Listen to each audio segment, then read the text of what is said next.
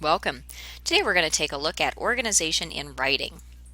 Our goals for today are to look at what is organization, how is it used in writing, and how can you identify strong organization. So, what is organization? Organization is the structure in the writing, and what that does is it provides a logical flow between ideas. That logical flow allows the writer to present information in a pattern that is recognizable to the reader. This makes getting your ideas across to your reader much easier. So, where is organization used in writing? You can use it in individual sentences, in different types of paragraphs, throughout entire essays and throughout entire projects, and also with connecting transitions. So organization really is used throughout an entire piece, regardless of what kind of writing that it is. So how do you identify strong organization? When you're looking at a piece of writing, how do you know that it's been organized well? Well, you're going to ask yourself the question, is it logical? Does it make sense?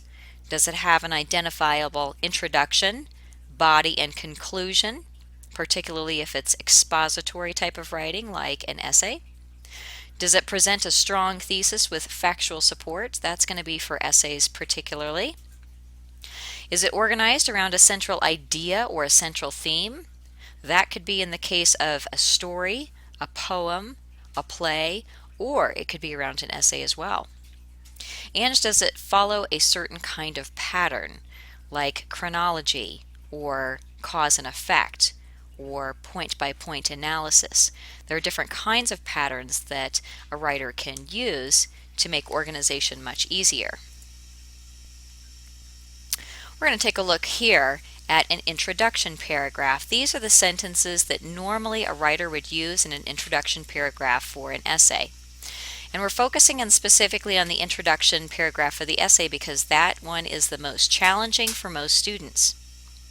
You'll see here that it starts off with 1 to 2 hook sentences. I've listed off 2 for you to let you know that you can use up to 2, but 1 is acceptable if you only have 1 hook sentence. You go into your thesis statement. The thesis is the most important sentence in your entire essay. Very, very important. It states what your arguable opinion is and lets your reader know exactly what it is that's going to be proven throughout that entire essay. Then we go into support statements. 3 to 7 is the range for support statements. And then every paragraph in an essay is wrapped up with a conclusion sentence. This is logical organization here. This is the kind of organization that you would normally come across in an introduction paragraph for an essay. Let's take a look here at a different piece of writing and see how the organization here seems to be logical. In the United States, 64% of bankruptcies are initiated because of medical bills. Although America has a strong medical profession and an infrastructure to help people with illnesses, the expenses of health care are astronomical. American health care costs $7,500 per person per year, whereas other industrialized countries average at $3,300 per person per year. When a person contracts a serious illness, that $7,500 can skyrocket to tens of thousands or even hundreds of thousands of dollars in a single year. Once an annual or lifetime limit has been met, a patient is on their own to come up with the money to survive. Sometimes this happens by selling or losing everything to pay the enormous fees associated with health care. Now here I've put in a different color coding system. You'll notice that the red at the beginning, that is a hook sentence. And then after that we have the brown, that is the thesis statement that starts off with, although America has a strong medical profession, that is the thesis statement. Then we go into the rust color, those are support statements, and we end off with the conclusion statement here in the black. A demonstration here of logical organization, of organization that works out pretty well. Let's go take a look at poor organization. Oftentimes I receive introduction paragraphs with 1, 2, or 3 sentences, such as an introduction sentence and a fact sentence. And That is unacceptable for high school. We need to have more information there. We need to have more detail. We need to have better organization. So that's not going to work. So if you've been doing that in the past, let's change that habit into a habit that works really well for your organization. Let's take a look at this example. Going to the doctor is too expensive. People lose their houses. Health in America costs more than any other place. You shouldn't go to the doctor unless you really need to go. Do you know how expensive health care is in America? Here we have similar kinds of sentences as what we saw previously, but they're very mixed up.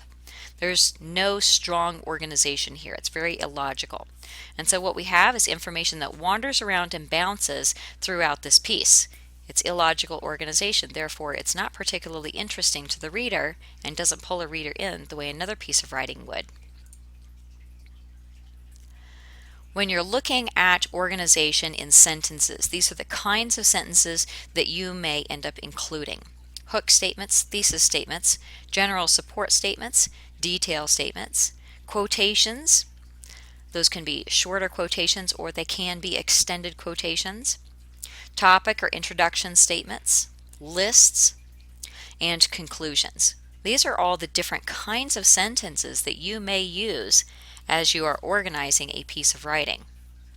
When you're looking at paragraphs, the types of paragraphs that you may use are introductions, body paragraphs, particularly for essays, or body paragraphs for research papers. Those are going to be a little bit different. In story, you may have dialogue, which is a different style of paragraph altogether, and conclusion paragraphs, very important for essays and stories alike. So what are students expected to do?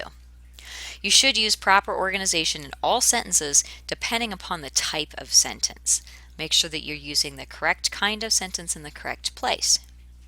Also make sure that you're using correct organization in all of your paragraphs according to the type of paragraph. Make sure that you start off with your introduction paragraph and end with your conclusion paragraph. Keep it logical. What you should know and be able to do at this point is to know what organization is, to understand how to use organization to your advantage, to communicate clearly, and to be able to identify strong and weak organization and how to use them well. I hope this information has been useful to your writing. Good luck.